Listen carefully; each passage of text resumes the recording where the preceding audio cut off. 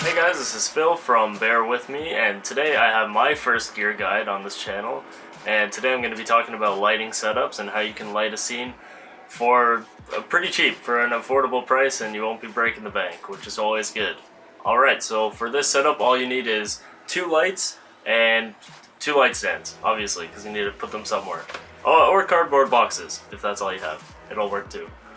Some extra little things that you might want to have is some soft boxes and a couple of these little light reflector diffuser things. It was at this moment that he knew.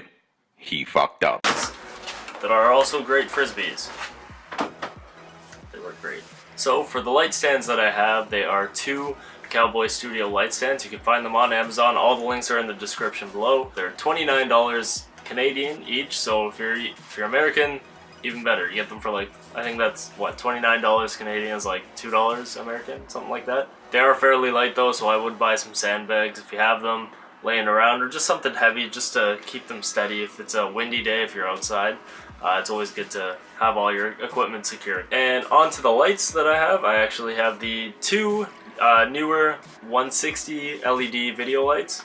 They are $50 each, but on Amazon they actually have a newer video light that is 170 bulbs in there, so it's a little bit brighter, so you can pick those up. They are actually lighter, smaller, brighter, more lights. I don't know why I didn't pick them up first. I actually didn't see them when I was buying them. That's probably a good excuse. I bought these guys for $50 each. They're still great, they still work fine, but there is a cheaper and better option out there from Neewer itself. So what I love about this setup is it's light, it's portable, it's cheap, and it runs on all the same batteries. I don't have to buy new batteries for anything. That's always a plus. And it can actually run off of 8 or 12 AA batteries, I believe, but you know, I've never carried that many AA's in my camera bag anyway. But it is a nice feature to have. What I like about these lights is they actually run on the Sony NPF 550 batteries. They're great, they last a long time, and actually the light itself has a battery indicator, which is nice, so you can just tap it and see how long you have to go. It's lasted me an entire shoot and I didn't have to change the batteries. I do have 4, so 2 for each light, just in case. I've only had to switch them out once for a really long shoot that was longer than 5 hours, so they do last a long time. Obviously don't keep them running the whole time. You want to shut them off when you're not using them. Just save battery power. It's pretty obvious stuff. I've talked a little bit about what I like about the light stands and what I like about the lights themselves. I'm going to talk about what I don't like. And first, starting with the Neewer light, it is very bulky, so fitting 2 in my camera bag can be kind of a pain in the ass sometimes. I still get them in there, but it really limits the space that I have. The other thing I don't like is the hot shoe mount. I think it's really flimsy and plastic, and I've actually lost the little nut that screws inside. Luckily, the customer that I had was gracious enough to help me look for it around the house, and we found it, but it was very small and it's very annoying. Kind of embarrassing to have something fall apart on you, especially when it's your own equipment. So that I didn't like, and I know the newer video lights actually have a much better removable hot shoe mount. Some things that I don't like about the actual Cowboy Studio light stands, the actual head itself is fixed.